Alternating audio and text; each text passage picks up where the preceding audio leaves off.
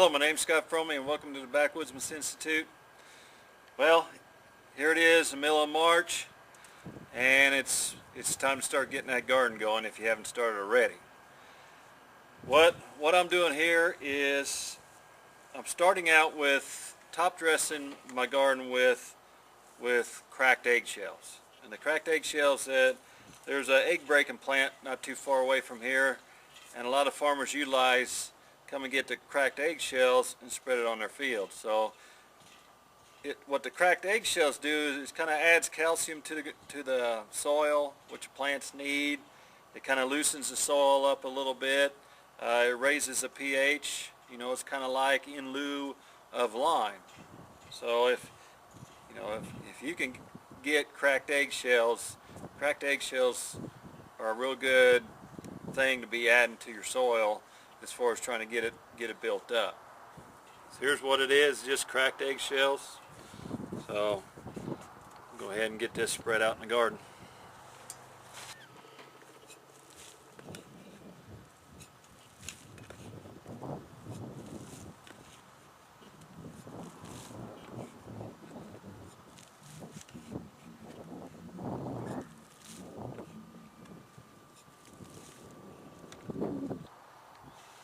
So this is my next joyous task, is spreading this pile of compost and manure out on the garden. But I'm also be using it to top dress in my asparagus patch, and my raised bed boxes, and all the grapes and all the kind of stuff that I got, growing around here. I'm gonna use it to top dress with that. Okay, so now I got my manure spread out on my garden now, and it's not worked in real good yet. I'm just going to let it dry out. It's been raining, obviously, and today's a nice sunny day, and the wind's been blowing pretty good, so it's been drying. If by chance it don't rain tonight or tomorrow, I might just try and work it up just real lightly with the tiller and get the manure worked into the ground.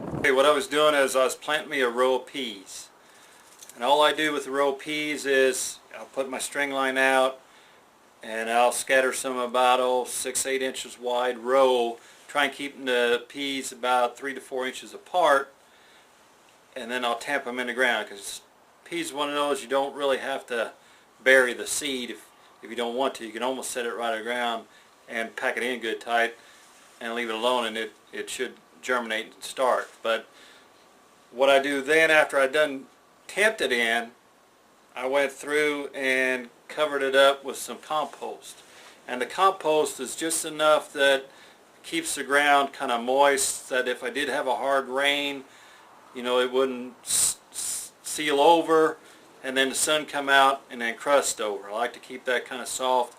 I've had trouble with my seeds. I got a high clay soil content of garden, so I'm trying to remedy that with adding all kinds of manure and compost as I go. But the compost actually protects it a little bit, plus keeps some of the critters off it till it does germinate. So speaking of critters, remember a couple weeks ago when I dug up all my Jerusalem artichokes and took them in the basement?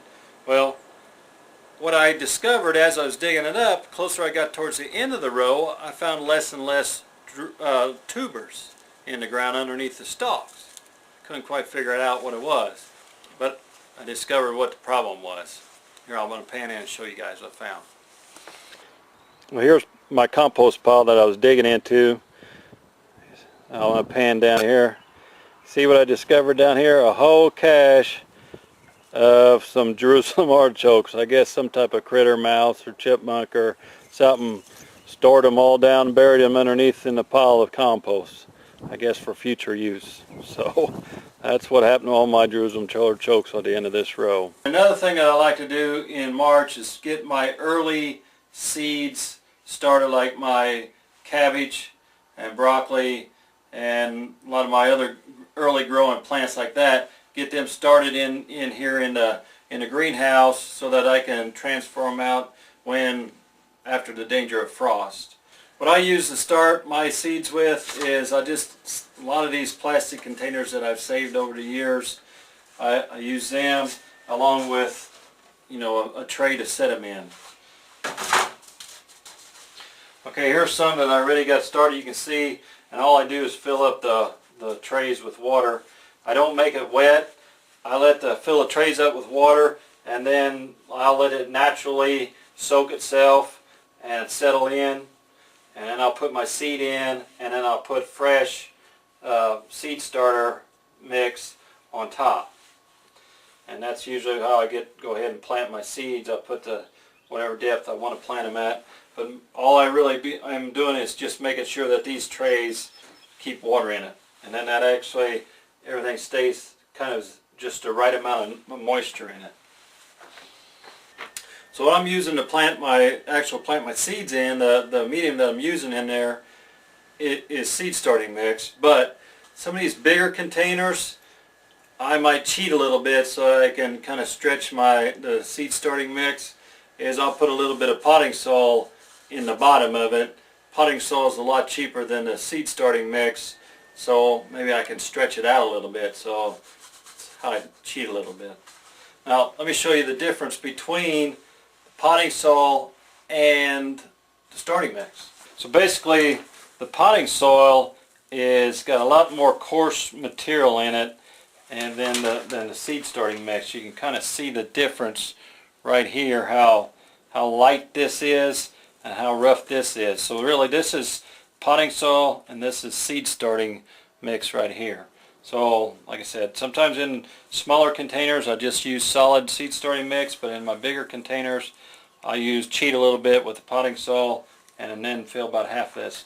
As long as the seed gets contact and has enough time till the root systems to grow into seed starting mix, and then it can take off into the potting soil. So like I said earlier, it's mid-March, it's about the second full day of spring. It's time to start getting concentrated on that garden and getting it all ready to go. So with that, catch you guys later.